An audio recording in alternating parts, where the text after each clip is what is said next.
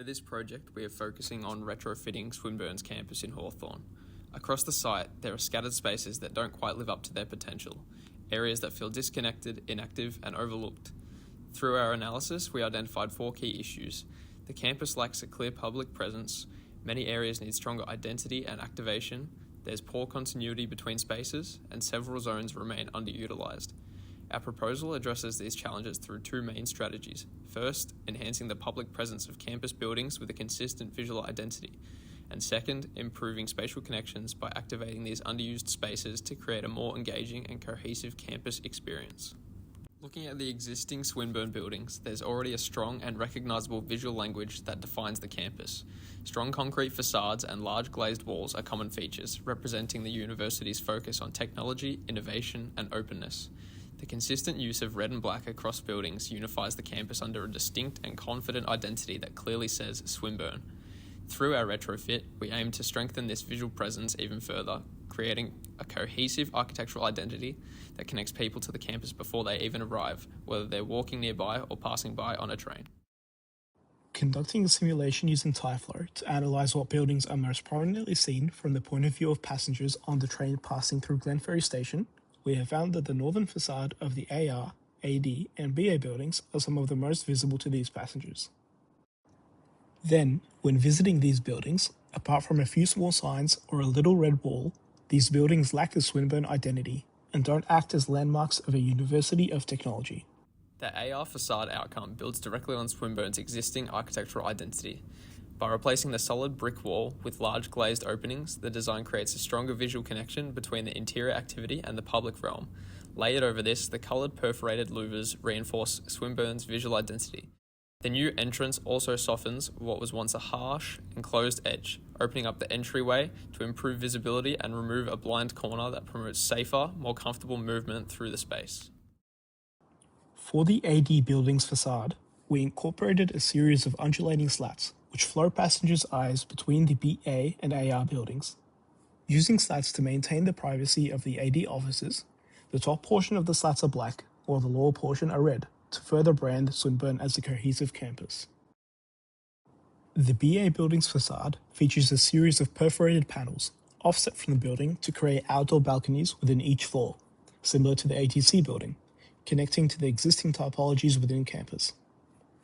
These perforations range in size, and the colours of the panels respond to the size of the perforations, creating not only a dynamic view to the passengers, but also unique spaces for students to inhabit. These buildings, each with their own identity, act as 3 individual landmarks with their unique facade systems, exemplifying Swinburne as a University of Technology, while being unified through the Swinburne colours and emphasis on technology-focused design. Next, we looked at the branding of Swinburne through the lens of the user when using the campus.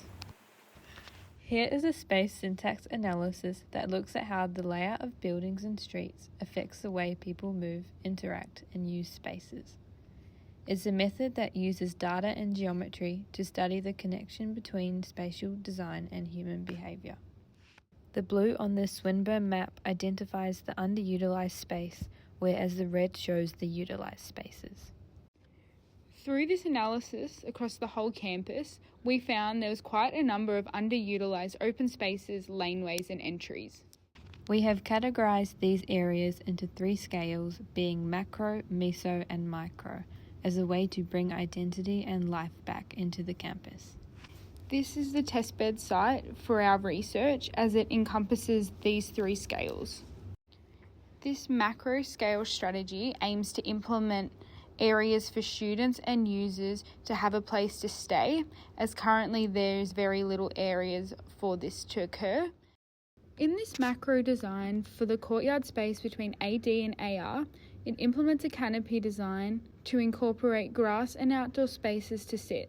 We noticed from walking through campus the outdoor spaces such as those outside of the George building and ATC were well used by students, and this is something we wanted to incorporate here.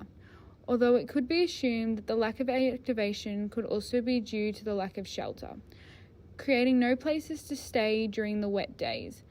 By using this green roof canopy, it allows occupants the opportunity to have indoor spaces as well, and also provides the existing cafe with an area for users to sit and still feel as though they are outside. At the meso scale, we have focused on the laneways, which currently act mostly as thoroughfares that people pass through without stopping.